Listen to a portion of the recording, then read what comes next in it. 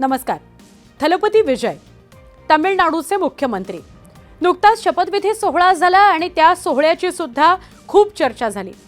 जितके ते आणि त्यांच्या टीव्हीके पक्षानं या राजकारणात उतरून या वर्षी जी निवडणुकीमध्ये कामगिरी केली आहे त्यामुळे चर्चेत आले, तितकेच थलपती विजय हे त्यांच्या पर्सनल लाईफमुळे सुद्धा चर्चेत आलेले आहेत.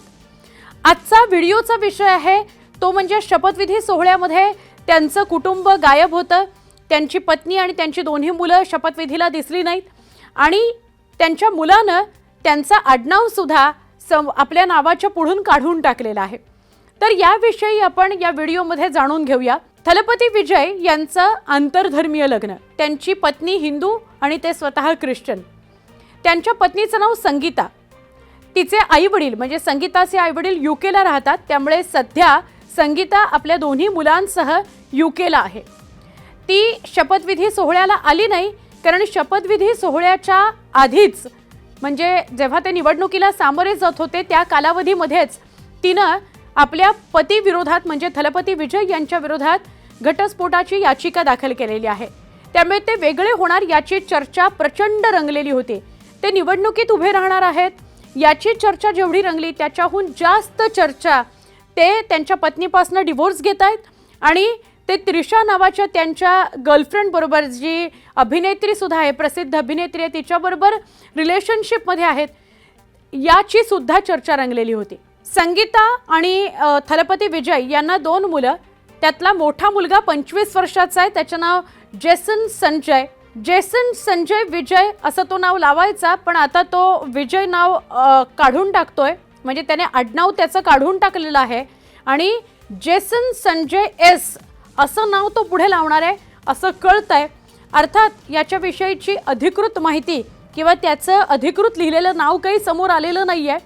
पण हे कसं काय चर्चेत आलं किंवा ही बातमी कशी काय पसरली त्याच्याविषयी जाणून घेऊया. सुरुवात करूया इथून की संगीता आणि तिची दोन्ही मुलं शपथविधी सोहळ्याला दिसली नाहीत यावरून खूप चर्चा झाली. पण तिथे थलपती विजय हे स्वतः 51 वर्षांचे. त्यांची अभिनेत्री गर्लफ्रेंड त्रिशा ही मात्र शपथविधी सोहळ्याला होती.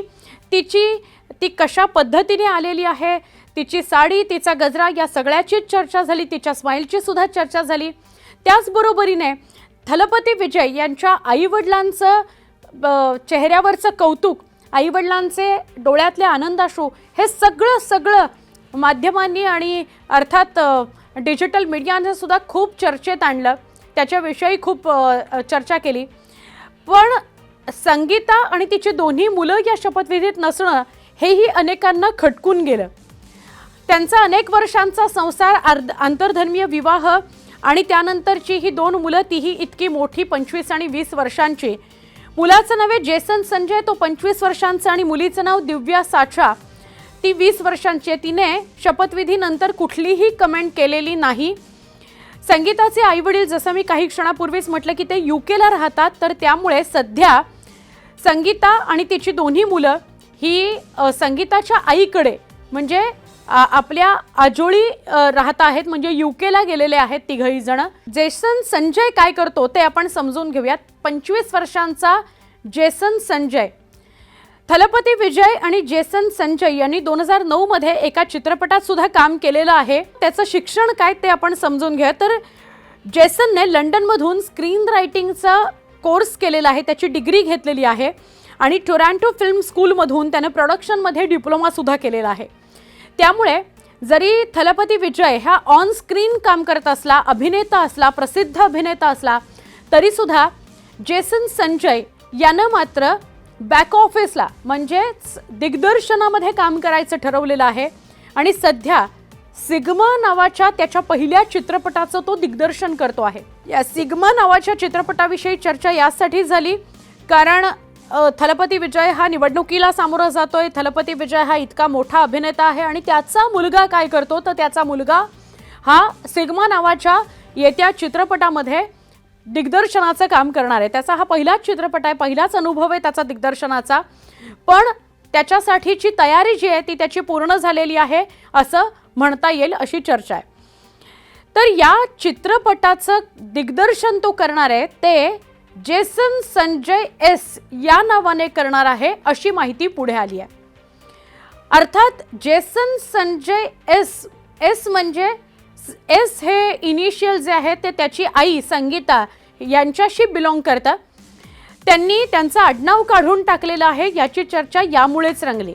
अर्थात याला जे बॅकग्राऊंड आहे ते असं की त्याची आई त्याच्या वडिलांपासून विभक्त होतीये आणि काही झाले तरी त्याला कदाचित त्याच्या वडिलांचं आडनाव लावायचं नसेल, त्याच्या वडिलांच्या नावाने पुढे इंडस्ट्रीमध्ये काम करायचं नसेल. त्यामुळे जेसन संजय यानं आपल्या वडिलांचं आडनाव म्हणजेच आपलं आडनाव जे आहे ते काढून टाकलेलं आहे आणि यापुढे तो जेसन संजय एस नावानं या चित्रपट क्षेत्रामध्ये कार्यरत राहणार आहे अशी माहिती मिळते. अजून पण अधिकृतपणे याविषयी कुठलीही माहिती समोर आलेली नाही. अजून पण अधिकृतपणे त्याचं नाव समोर आलेलं नाही जेसन संजय एस नावाने, पण तो जेसन संजय एस नावानेच पुढे जाणार आहे अशी माहिती मिळते. तर शपथविधीनंतर प्रसार माध्यमांवर खूप साऱ्या प्रतिक्रिया आल्यावर आणि भरभरून लिहिलं बोललं गेल्यानंतर थलपती विजयविषयी तरी सुद्धा साशा म्हणजे त्याची जी मुलगी आहे तिची कोणतीही कमेंट किंवा संगीता यांची कोणतीही कमेंट किंवा मुलाची कोणतीही कमेंट या संदर्भातली आलेली नाही. त्यामुळे आश्चर्य व्यक्त होत आहे. जेव्हा कुठलाही व्यक्ती राजकीय क्षेत्रामध्ये किंवा कुठल्याही क्षेत्रामध्ये प्रसिद्ध होतो तेव्हा त्याच्या वैयक्तिक आयुष्याविषयी खूप चर्चा होते आणि त्यामुळे त्याच्या मुलाने आडनाव काढून टाकणं याची चर्चा नक्कीच होते आहे. याविषयी तुमचं म्हणणं काय आहे?